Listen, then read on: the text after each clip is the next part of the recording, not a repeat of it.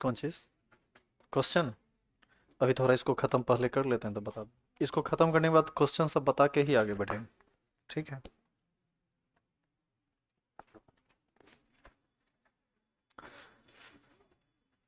कल polyfunctional compound समाप्त हो गया था, उसमें अब कुछ बचा हुआ नहीं है। फिर बेंजीन और डेरिवेटिव्स ऑफ बेंजीन के बारे में बताया गया था। कुछ बोला गया था याद करने के लिए, किए याद आप? नहीं किए तो उसको कर लेना चाहिए था याद, उसके बिना आप आगे के नोमेनक्लेचर में फंसेंगे जहां तहाँ। तो वो जरूरी है, आज नहीं किए तो कम से कम कल कर लीजिएगा या याद रखिएगा उसको, या रिवाइज करते करते धीरे धीरे वो 12th तक जाते जाते याद हो जाएगा आपको। इतना बार आएगा ऑर्गेनिक में कि। चलिए आगे देखते हैं। एक चीज देखो आप, ये बेंजीन का स्ट्रक्चर है, और बेंजीन में यदि आप ओ OH लगाते हैं तो इसी को हम लोग कहते हैं फिनॉल। इसी को ना फिनॉल कहते हैं। इसको बोला जाता है mono substituted benzene. Mono substituted benzene इसको इसलिए कहा जाता है क्योंकि आप बेंजीन में केवल एक ही जगह पर न कुछ जोड़ें, आप चाहें तो इस जगह पर भी जोड़ सकते हैं, हाँ या ना? आप चाहें तो यहां भी जोड़ सकते हैं, लेकिन कहीं भी आप जोड़िए, जोड़ेंगे केवल एक ही जगह, सॉरी एक ही चीज, एक ही बॉन्ड आप बना सकते हैं। काहे कि ये कार्बन ऑलरेडी 3 बॉन्ड बनाया हुआ है, एक बनाएगा तो चौथा हो जाएगा, 5-6 बॉन्ड बनाता है नहीं कार्बन। तो पिछला दिन जो आप नाम देख रहे थे वो सब था मोनो सब्सटीट्यूटेड बेंजीन का। अब हम सीखेंगे di substituted, tri substituted benzene, और फिर इसी से संबंधित कुछ और बात। आज लास्ट क्लास है इसका थ्योरी का, नोमेनक्लेचर का। कल से या तो नया टॉपिक स्टार्ट होगा, पहले तो देख लेते हैं कि आपको जो जो क्वेश्चन दिया गया उसमें क्या प्रॉब्लम है, इसको पहले खत्म करते हैं। देखिए अब, अभी लिखना मत, सिर्फ सुनो और समझो। बताओ तो इसको क्या बोलेंगे? क्लोरोबेंजीन। अब जैसे मान लीजिए कि हम यहां एक और क्लोरीन लगा दिए, तब क्या बोलेंगे इसको? Di chlorobenzene. लेकिन आप यदि ऐसे डाई बोल देंगे, तब ये पता कैसे चलेगा कि क्लोरीन का रेस्पेक्टिव पोजीशन क्या है?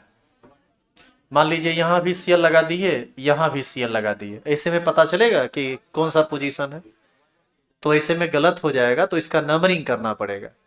बेंजीन में जो नंबरिंग होता है ना, वो आप कहीं से भी कर सकते हैं, इस बात को ध्यान में रखकर कि सब्सटीट्यूएंट या जो फंक्शनल ग्रुप है उसका पोजीशन कम से कम हो। दूसरी बात, बेंजीन में नंबरिंग करते वक्त इस बात का ध्यान कतई नहीं रखा जाता है कि डबल बॉन्ड को एडजेसेंट नंबर मिला या डबल बॉन्ड को एडजेसेंट नंबर नहीं मिला। जैसे यदि यहां पर Cl लगा हुआ है ना, और यहां पर Br लगा हुआ है, तो आप यदि मान लीजिए कि नंबरिंग कहां से नंबरिंग करेंगे बताइए तो आप? Br से। इसको क्या कहेंगे? 1।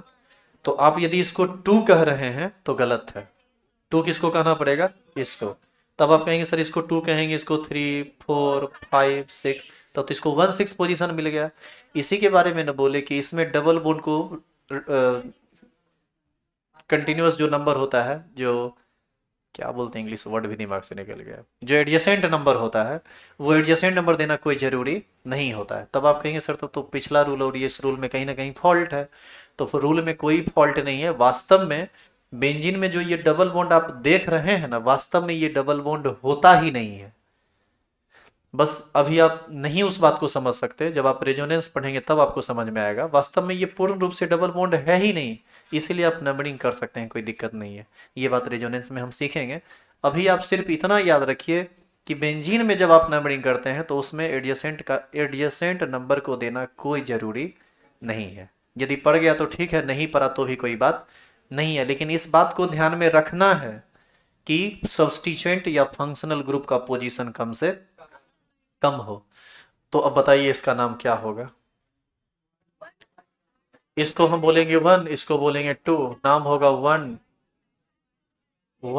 2 डाइक्लोरो बेंजीन। आई बात समझ में? इसी में मान लीजिए कि हम फिर से बेंजीन लेते हैं, और एक तरफ Cl और एक तरफ Br जोड़ देते हैं। कहां से नंबरिंग होगा? यहां से करेंगे तो 1, 2, 3, और यहां से करेंगे तो 1, 2, 3, दोनों में 1, 3, 1, 3 मिलता है। तो अल्फाबेटिकल जाना पड़ेगा, काहे कि सब्सटीट्यूएंट से तो पता चला नहीं। ब्रोमो बी सुपीरियर है क्लोरो के सी से, तो यहां से करेंगे 1, 2, 3, 4, 5, 6 भी होगा, हम उतना लिख नहीं रहे हैं। इसका नाम हो जाएगा 1 ब्रोमो 3 क्लोरो बेंजीन। आगे बात समझ में?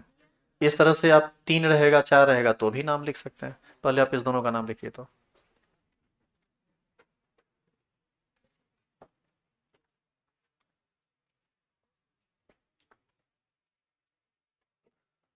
बहुत पर्दा को लगा लो तो।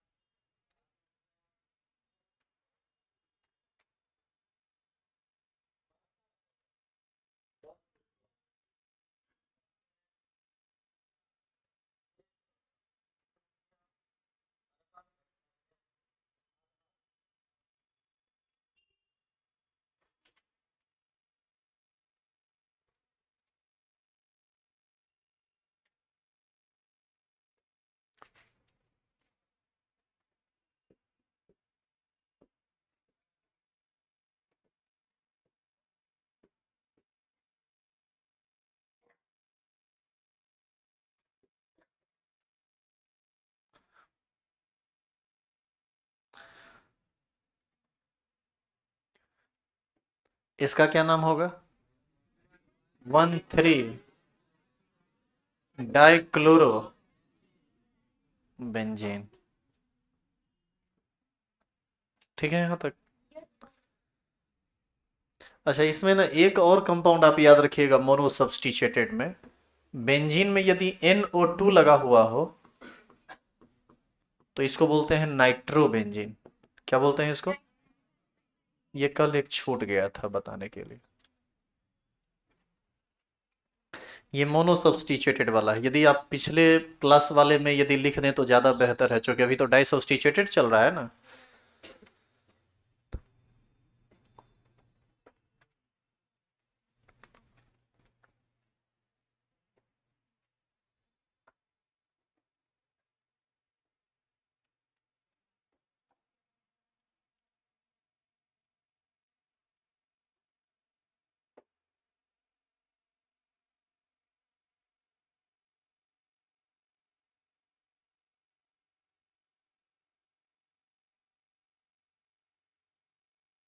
चेंज करें इसको। अब देखिए यहाँ, अब जो इसका बात बता रहे हैं कुछ ट्रिकी बात है, उसको पकड़ना। जैसे हम यहाँ पर लिख दिए बेंजीन, यहाँ पर लिख दिए OH, और यहाँ पर लिख दिए Cl। सुनिएगा, अभी लिखना मत। यदि ये OH नहीं होता, यदि ये OH होता ही नहीं,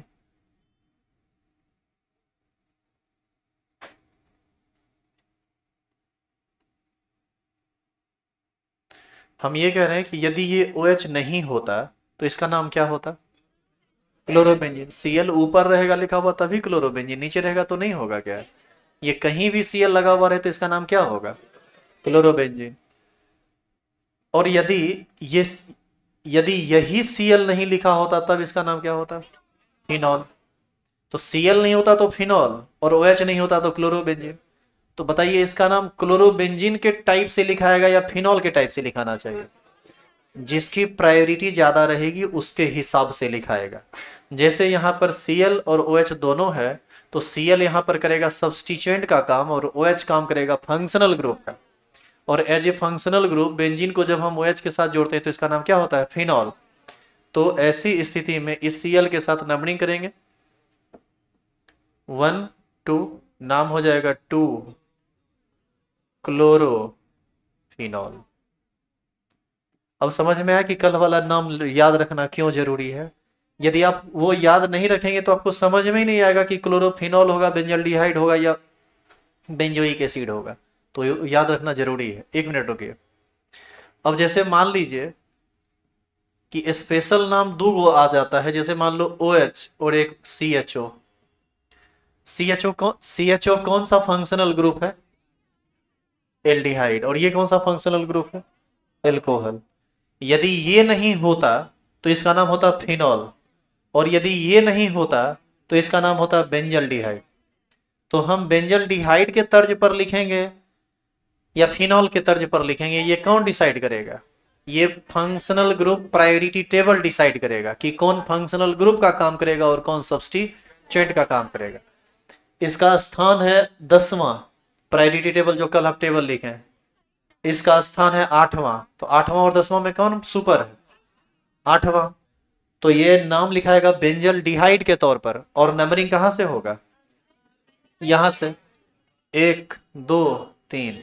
और एज ए सब्स्टिट्यूएंट इसको क्या बोलते हैं? हाइड्रोक्सी।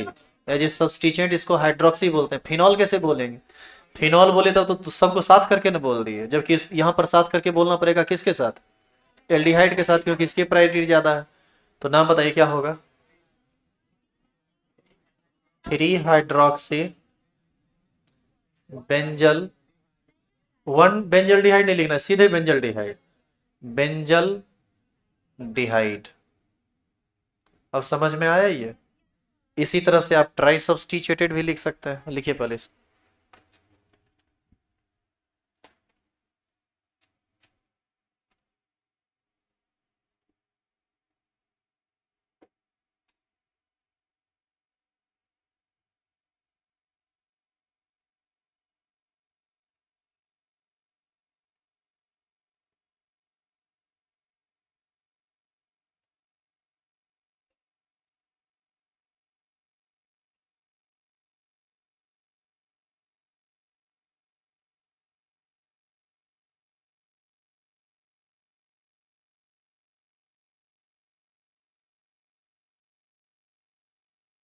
इस सब पर जितना प्रैक्टिस अभी करवा रहे हैं कर लीजिए, उसके बाद क्वेश्चन पर प्रैक्टिस कीजिएगा तो कहीं परेशानी नहीं होगी। और यदि तुमको लगता है कि अभी नया चैप्टर नहीं स्टार्ट होना चाहिए, पूरा का पूरा शॉर्ट कर लें, इसको सॉल्व कर लें, तभी होना चाहिए, तो फिर हम क्लास में डेली वही करवाएंगे क्लास में ही। ऐसे घर से करके लाओगे तो तुम्हारे लिए ज़्यादा बेहतर रहेगा। आइए अब हम चलते हैं ट्राई सब्स्टिट्यूटेड पर। इसको मिटाएं इधर।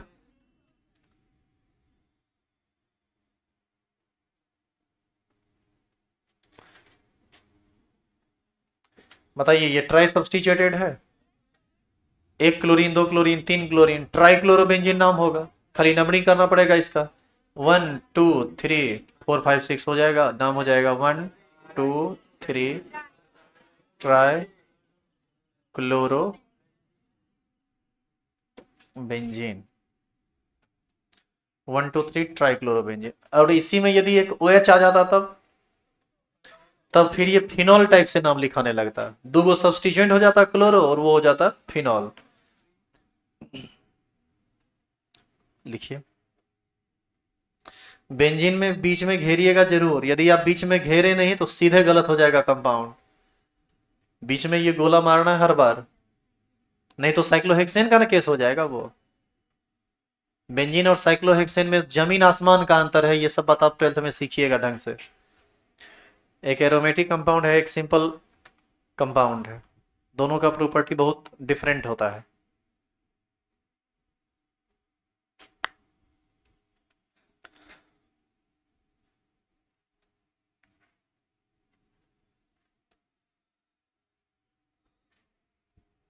अब देखो, ट्राई सब्स्टिट्यूटेड ये है, इसी में हम कुछ अलग कर देते हैं।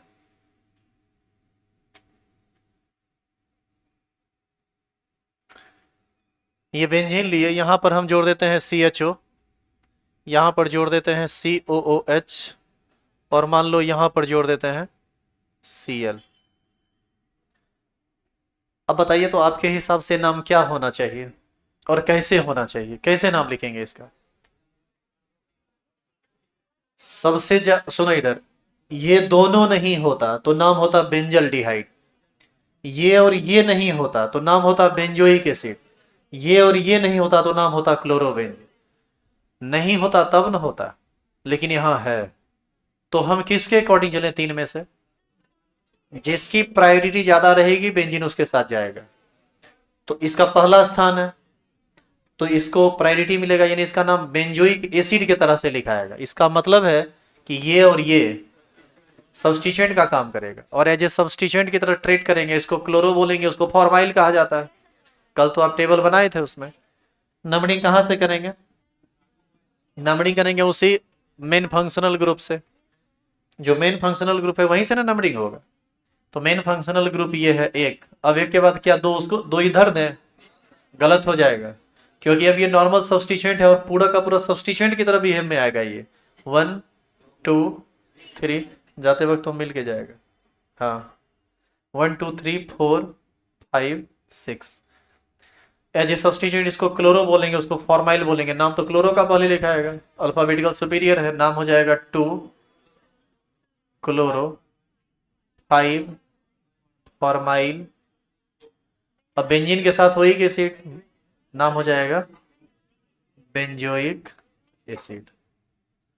बताइए, अब आप इस तरह के नाम को समझे कि इसमें क्या ट्रिक होता है, क्या इसे बनाना होता है? आप अब ओवरऑल सारी बात समझ गए हैं। ये वाला एग्जाम्पल लिख चुके हैं आप। अब हम यहीं पर इसको लास्ट करेंगे। एक बस एग्जाम्पल आपको दे रहे हैं, इसको बनाइए आप।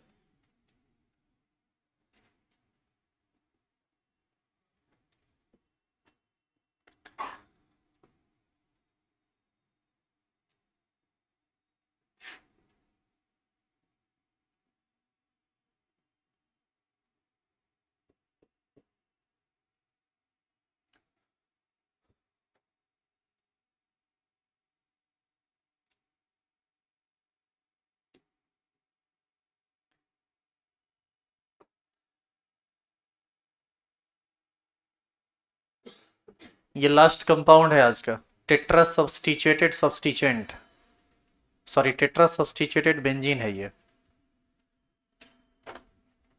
इसमें हम आपको कुछ बताएंगे नहीं, आप कोशिश कीजिए कि आपसे खुद से बने ये। इसके बाद जितना एग्जाम्पल वहां दिया हुआ है उस सारे एग्जाम्पल को सॉल्व करोगे तो जो रही सही कसर है पूरा हो जाएगा। बस कोशिश आप सभी लोग कीजिएगा कि एक एक क्वेश्चन बना लेना है। जो लोग ऑनलाइन पढ़ते हैं उनसे भी मैं कह रहा हूँ, और जो लोग सामने बैठे हुए हैं उनसे भी एक एक क्वेश्चन बना लीजिए। जिसमें दिक्कत हो बताइए।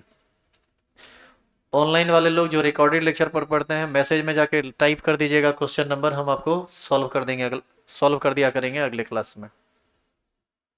आप अपने बैच के चैट को निकालिएगा, वहां पर बता दीजिएगा कि सर क्वेश्चन नंबर ये सब डिस्कस कर दीजिए। हालांकि आप यहाँ पर ऑफलाइन में जो लोग बैठे हुए हैं उनको भी वही सब में प्रॉब्लम होगा, क्योंकि सब तो एक ही टाइप के लोग हैं।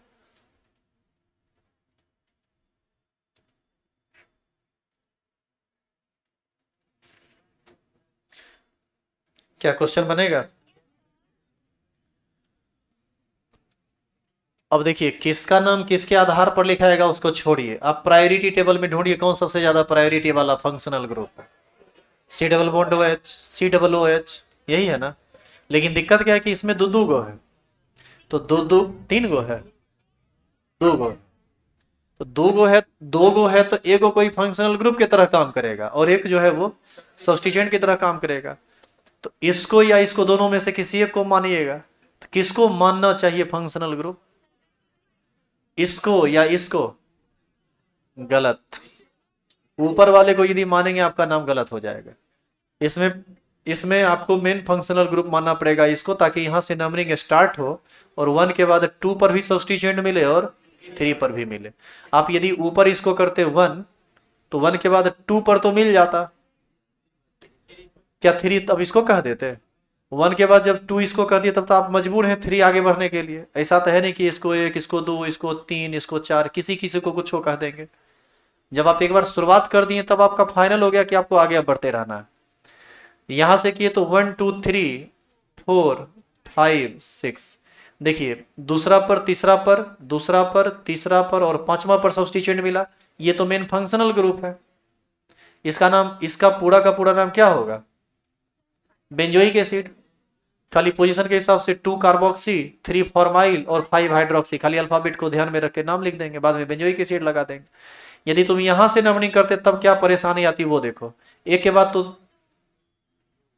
इसी को ना 2 कहते हैं, तो एक के बाद 2, 2 पर मिला, 3 4, फिर 4 पर मिला, 5 6। देखिए तो यार एफईडी गलत हुआ कि नहीं? फर्स्ट पॉइंट सेम है, 3 4, ये 3 वाला ना सही है, तो ये नंबरिंग सही है जो किया गया है। तो इसको हम अब एज ए सब्सटीट्यूएंट ट्रीट करेंगे, as a substituent, as a substituent. Hydroxy formyl carboxy, carboxy पहले लिखाएगा, क्या नाम होगा? 2 कार्बोक्सी, 3 फॉर्माइल, 5 हाइड्रोक्सी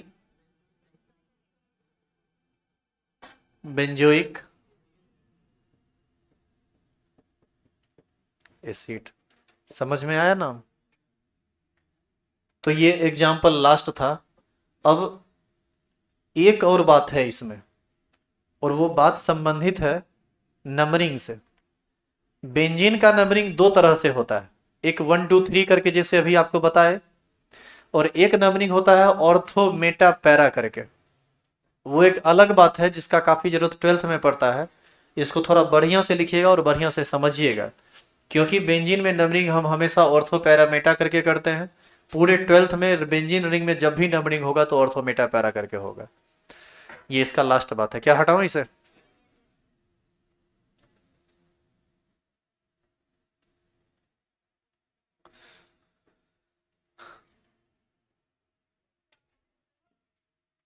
लिखिए, जल्दी लिखिए।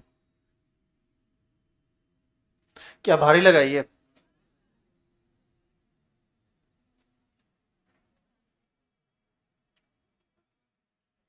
जब आप इस तरह से शांति से पढ़ते हैं तो माथा मेरा स्थिर रहता है और हम ढंग से पढ़ा पाते हैं, और जब आप नाटक करते हैं तो हमको बहुत तकलीफ होता है।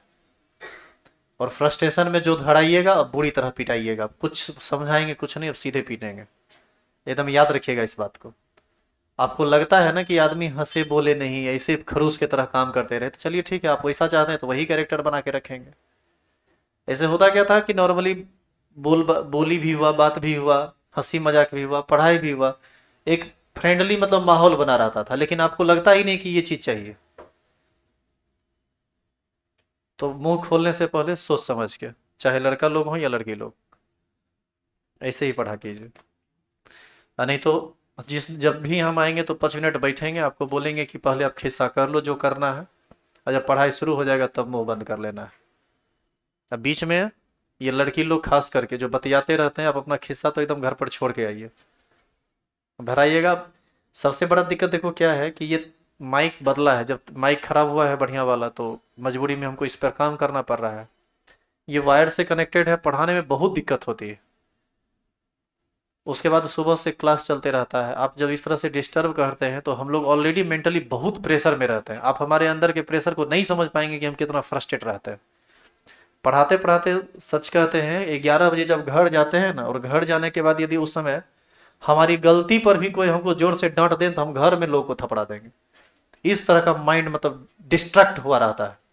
जब तक 1 आध घंटा आराम नहीं करेंगे, माथा स्थिर नहीं होगा, तब तक हम लोग नॉर्मल हो ही नहीं पाते, क्योंकि मेंटल प्रेशर इतना ज़्यादा होता है जिसको आप फील नहीं कर सकते, क्योंकि ये देख के समझने का चीज़ नहीं है, ये सिर्फ और सिर्फ आप फील कर सकते हैं। आप सोचिए ना कि जिस सब्जेक्ट को पढ़ने में आपको इतना परेशानी होता है, उस सब्जेक्ट को हम पढ़ाते रहते हैं, उसमें भी आपके जैसे लोगों के साथ जो पढ़ना चाहते ही नहीं है, और उसमें आप तमाशा किए हुए रहते हैं। ना क्वालिटी का पढ़ाई हो पाता है, ना ज़्यादा इफेक्टिव टाइम दे पाते हैं।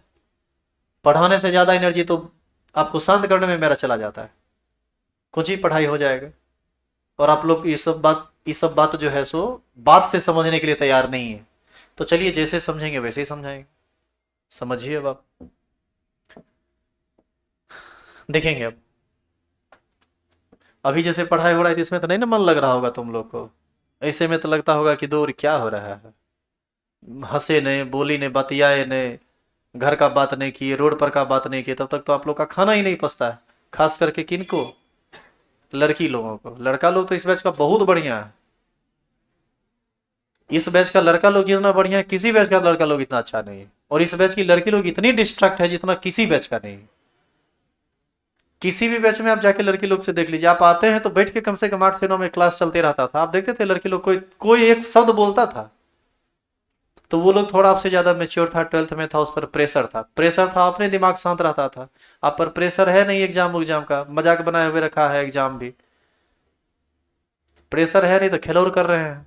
खेलौर यदि करना है तो प्लीज आप यहाँ बताइए, बहुत सारे लोग हैं आपको खेलौर करवा देंगे। यहाँ खेलौर करके भीड़ नहीं लगा,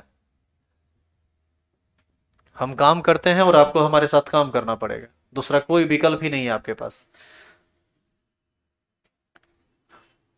देखो अब एक नया बात, बेंजीन में नंबरिंग अलग तरीके से भी होता है, और वो क्या तरीका है इसको हम समझेंगे। ये हम एक बेंजीन बना लिए। अच्छा, बेंजीन में जो गोला मार दें उतनी को मत मारा कीजिए, कोशिश किया कीजिए इस टाइप का गोला गोला रहे, जैसे आप बेंजीन बनाए और कहीं भी बीच में लगा दिए, ये गलत तरीका है। क्योंकि आप, दिक्कत क्या है ना कि अभी आप इस गोला का मतलब समझ नहीं पा रहे हैं कि ये गोला एक्चुअल में क्या है। ये डिलोकलाइज्ड पाई इलेक्ट्रॉन है, जो जो बंधन आप फिक्स देखते हैं ना बेंजीन में, वो वास्तव में बंधन फिक्स है ही नहीं, वो लगातार चलता हुआ बंधन है। लेकिन अभी हम कहां से आपको ये बात समझा पाएंगे, अभी रेजोनेंस आना बाकी है, उसमें ये सब बात समझाया जाएगा। तो अभी के लिए बस इतना जान लीजिए कि ये तरीका गलत है, आप इस तरीके से दिखाया कीजिए बेंजीन को। सुनिए, अब बेंजीन है, इसमें मान लो कि इस जगह पर कोई ग्रुप लगा हुआ है, कोई फंक्शनल ग्रुप लगा हुआ है, कोई परमाणु लगा हुआ है, या कोई भी परमाणु का समूह लगा हुआ है। तो इस ग्रुप के जैसे मान लीजिए यहां पर COOH लगा हुआ है, तो इस ग्रुप के रेस्पेक्ट में ये वाला पोजीशन और ये वाला पोजीशन, आपको ऐसा नहीं लगता कि ये दोनों एक जैसा पोजीशन है, सेम पोजीशन है? अब देखिए कैसे सेम है। यदि हम यहां पर OH लगा देते तो इसका नाम फिनॉल होता, यदि यहां पर Cl लगा देते तो इसका नाम होता 2 क्लोरोफिनॉल। लेकिन यदि ये Cl यहां नहीं लगा के वहां लगाते तो फिर भी उसका 2 क्लोरोफिनॉल होता। तो ये दोनों पोजीशन आपस में एक जैसा पोजीशन है, सेम पोजीशन है। किसके रेस्पेक्ट में? इस ग्रुप के रेस्पेक्ट में, इस पोजीशन के रेस्पेक्ट में। इस पोजीशन के रेस्पेक्ट में ये वाला पोजीशन और ये वाला पोजीशन, ये दोनों भी आपस में एक जैसा पोजीशन है। यदि यहां Cl लगा देंगे तो 1 2 3 3 क्लोरोफिनॉल, यहां पर लगा देंगे तो फिर 3 क्लोरोफिनॉल। और इस ग्रुप के रेस्पेक्ट में ये वाला पोजीशन एक डिफरेंट पोजीशन है, हाँ या ना? यहां पर Cl लगाएंगे तो 4 क्लोरोफिनॉल। आई बात समझ में? यानी दो जगह सेम सेम नेचर का प्लेस है और एक जगह डिफरेंट नेचर का प्लेस। जानिए, इस पोजीशन और इस पोजीशन को ऑर्थो पोजीशन कहा जाता है। क्या बोलते हैं? Ortho position. और इसको इंडिकेट किया जाता है किस चीज से? ओ से, स्मॉल ओ से। किस ओ से? स्मॉल ओ से। तो ये ऑर्थो पोजीशन है, तो ये भी क्या है? Ortho position. ये जो पोजीशन है, ये और ये दोनों आपस में समान है लेकिन इस दोनों से अलग है, डिफरेंट है, इसको कहा जाता है मेटा पोजीशन। रिपीट नहीं करना है बातों को, जो बोला जा रहा है उसको सुनिए। मेटा पोजीशन इंडिकेट किया जाता है किससे? स्मॉल एम से। तो ये यदि मेटा पोजीशन है तो ये भी मेटा पोजीशन है। और एकमात्र और पोजीशन बचता है, वो ये है, इसको कहा जाता है पैरा पोजीशन। लोग इसको पाड़ा बोल देते हैं, पारा नहीं बोलना होता, इसका प्रोनाउंसिएशन होता है पैरा पोजीशन, ऐसे।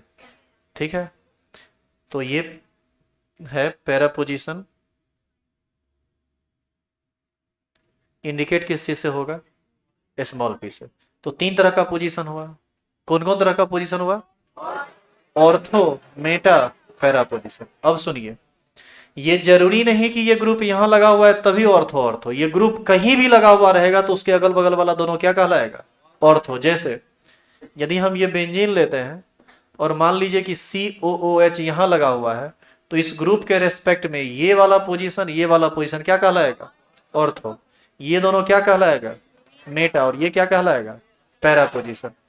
इसका मतलब है कि ये पोजीशन लगातार चेंज होता रहेगा यदि हम ग्रुप का स्थान बदलते रहें तो। इसका मतलब ये हुआ कि आप ये फिक्स मत कर लीजिए कि बेंजीन में हमेशा इस पोजीशन को कहा जाता है ऑर्थो, इसको मेटा और इसको पैरा। बताइए तो इसमें कौन ऑर्थो है, कौन मेटा है, कौन पैरा है? इसमें आप इस बात को डिसाइड ही नहीं कर सकते कि इसमें कौन ऑर्थो है, कौन मेटा है, कौन पैरा है, क्योंकि कोई ग्रुप है ही नहीं। तो ऐसे में हम कैसे डिसाइड कर सकते हैं? जैसे हम आपसे पूछें कि 0 माइल का डिस्टेंस कितना है, तो ये क्वेश्चन पूरा नहीं है। जैसे आपसे पूछें कि पटना का डिस्टेंस कितना है, तो ये क्वेश्चन अपने आप में कंप्लीट नहीं है। क्यों? क्योंकि इनिशियल प्लेस, इनिशियल पॉइंट की तो बात ही नहीं हुई कि बेगूसराय से, भागलपुर से, दिल्ली से, हाँ या ना? बस वही बात यहाँ भी है। तो आप इन चीज़ों का ख्याल रखेंगे कि आपको याद रखना है कि ऑर्थो, मेटा, पैरा कहीं भी हो सकता है, वो डिपेंड करता है ग्रुप पर। क्या आप इस बात को समझ चुके हैं? अब इस बात को यदि समझ चुके हैं तो इसका क्या उपयोगिता है आप उसको समझिए। अब एक और तरीके से नाम सीखिए, उतारना नहीं है, बस यही लास्ट है। ये यहां पर मान लो हम OH लगा दिए और यहां पर मान लो हम Cl लगा दिए। अब आप ये बताइए तो Cl और OH में किसकी प्रायोरिटी ज्यादा है? OH की। तो OH जो है वो फंक्शनल ग्रुप की तरह काम करेगा और Cl जो है ये सब्स्टिट्यूएंट की तरह काम करेगा। तो मेन ग्रुप किसको मानेंगे आप? OH को। तो OH को यदि आप मेन ग्रुप मान लिए तो ये दोनों पोजीशन हो गया ऑर्थो, ये दोनों पोजीशन हो गया मेटा।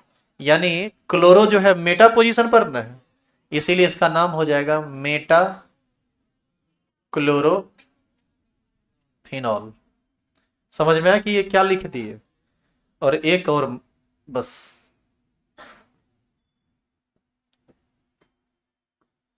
यहां पर लिख दिए मान लो COOH, यहां पर लिखते हैं CHO और यहां पर लिखते हैं OH। अब बताइए तो इस तीनों में प्रायोरिटी किसकी ज्यादा है? CH की। तो ये भी सब्स्टिट्यूएंट, ये भी सब्स्टिट्यूएंट, एज ए सब्स्टिट्यूएंट इसको फॉर्माइल कहेंगे और इसको हाइड्रोक्सी कहेंगे। इसके रेस्पेक्ट में ये भी मेटा, ये भी मेटा। तो नाम बताइए क्या होगा? ये फॉर्माइल, ये हाइड्रोक्सी। फॉर्माइल पहले लिखा आएगा, नाम बताइए। M formyl, M hydroxy benzoic acid. इसमें जब आप मेटा ऑर्थो वाला काम कर दिए तो आपको 1 2 3 करने की जरूरत नहीं है, और 1 2 3 कर दिए तो इसको करने की जरूरत नहीं है, क्योंकि दोनों तरफ से नंबरिंग चलता है। अब एक बहुत बड़ा कंफ्यूजन क्या है उसको समझिए।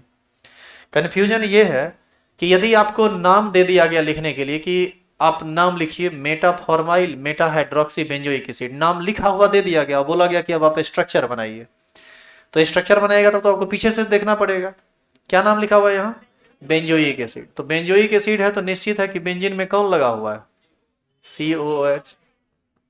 अब लिखता है मेटा फॉर्माइल, यानी इसके रेस्पेक्ट में मेटा पर क्या लगा हुआ है? CHO, इसी को ना फॉर्माइल कहते हैं। और फिर लिखा हुआ है मेटा हाइड्रोक्सी, इसका मतलब मेटा पर ही क्या लगा हुआ है? OH। तो हम ऐसा भी नहीं कर सकते हैं। ये कैसे पता चलेगा कि इस मेटा पर है या इस मेटा पर है? तो ये तो ऑलरेडी पता है कि बेंजीन के एक ही पोजीशन पर दो चीज कभी लग ही नहीं सकता है, तो निश्चित है कि दोनों डिफरेंट पोजीशन पर होगा। आई बात समझ में? इसीलिए यदि आप इस टाइप से नाम लिखते हैं तो कहीं कोई दिक्कत नहीं है। दूसरी बात, इसी कंपाउंड का नाम एक दूसरे तरीके से लिखा जा सकता है। कैसे? नंबरिंग करके। मेन फंक्शनल ग्रुप ये है तो 1 2 3 4 5 6, नाम बताइए। फॉर्माइल 3 पर तो नाम हो जाएगा 3 फॉर्माइल 5 हाइड्रोक्सी बेंजोइक। तो आप ऐसे नाम लिखें या ऐसे नाम लिखें, बात बराबर है, बस नंबरिंग का तरीका बदला हुआ है। ये बात हम इसलिए बता दिए क्योंकि इस टर्म का यूज बहुत ज्यादा होता है 12th के ऑर्गेनिक केमिस्ट्री में। ऑर्थो, मेटा, पैरा ये सब सुना हुआ रहेगा तो दिक्कत नहीं होगी, अदरवाइज दिक्कत होगा। तो पहले आप उतार लीजिए, एक दो एग्जाम्पल आप खुद से कर लीजिएगा, तो हमारे ख्याल से दिक्कत नहीं रहेगा फिर। एक एग्जाम्पल अब आपको खुद से करना है, इसके बाद चैप्टर समाप्त। कल से आइसोमेरिज्म स्टार्ट होगा। अब थोड़ा देख लेते हैं आपको जो दिक्कत है उसको, कहाँ कहाँ परेशानी हुई।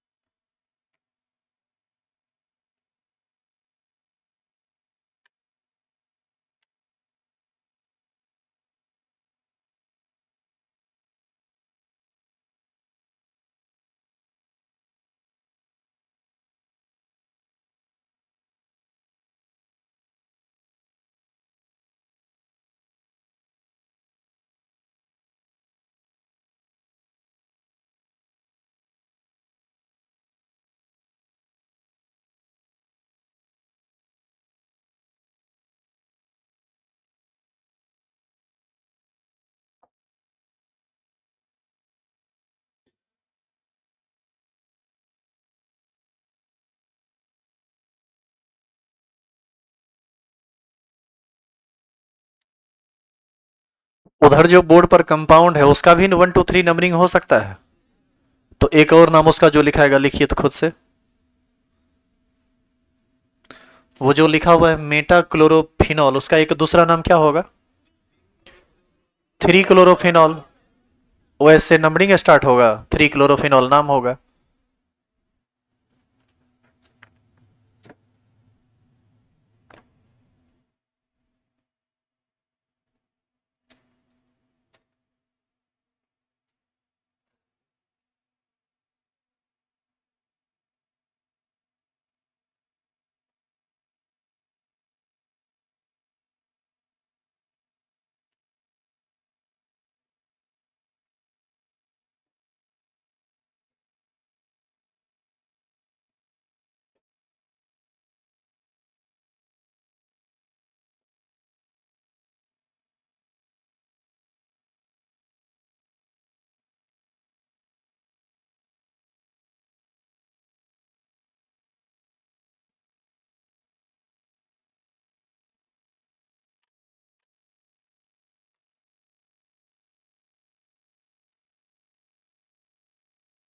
चेंज करें इसको,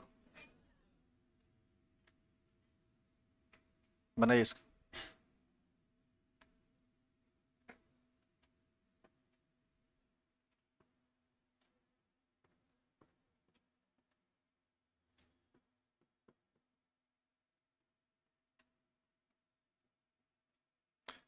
इसका नाम लिखिए तो खुद से, ये लास्ट एग्जाम्पल है आपके लिए।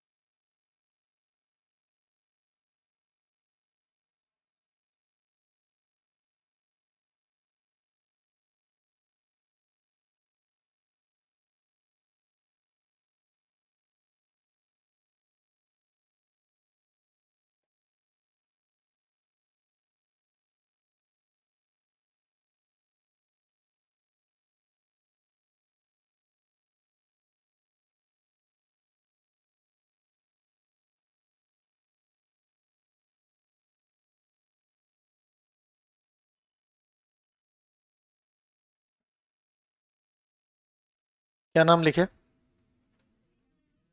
इसमें मेन सब फंक्शनल ग्रुप कौन है बताइए?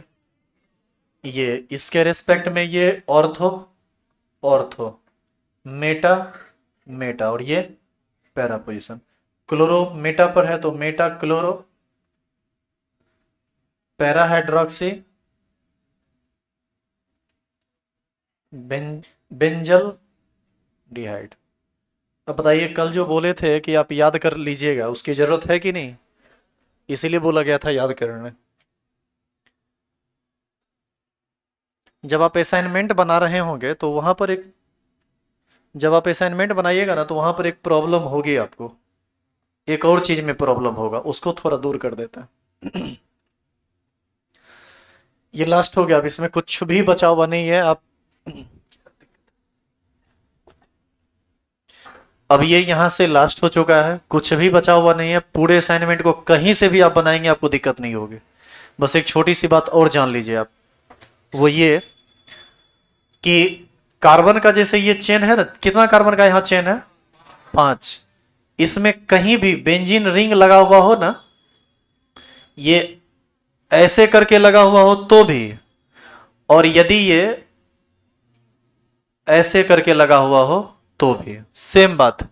ये हमेशा सब्सटीट्यूएंट का काम करता है, और एज ए सब्सटीट्यूएंट इसका नाम होता है फिनाइल। क्या नाम होता है? फिनाइल। तो ये बात हम नोट करके अभी लिखा देते हैं। इसमें 2 बात आता है, वो दोनों याद रखिएगा, दिक्कत नहीं होगा। पहले आप इसको लिख लीजिए। हो गया लिखा हुआ?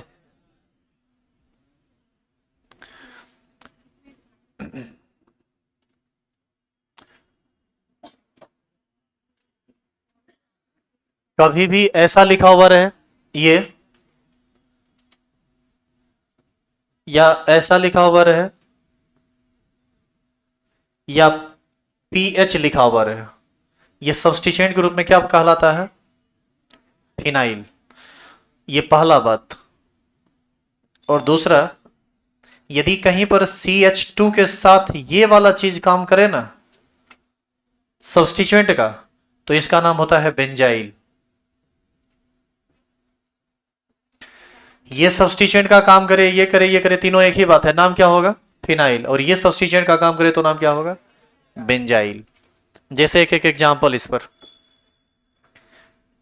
जैसे एक एग्जांपल हम लेते हैं, जैसे 4 कार्बन ले लिए, 4 कार्बन के साथ बेंजीन रिंग लगा दिए, बताइए तो क्या नाम होगा? 1 2 3 4, 4 कार्बन का पेरेंट चेन, ये हमेशा सब्सटीट्यूएंट का काम करेगा। क्या नाम होगा इसका? 2 फिनाइल ब्यूटेन। अब हमारे ख्याल से इस तरह का कोई भी प्रॉब्लम होगा, दिक्कत नहीं होगा। क्वेश्चन बनाए हैं आप?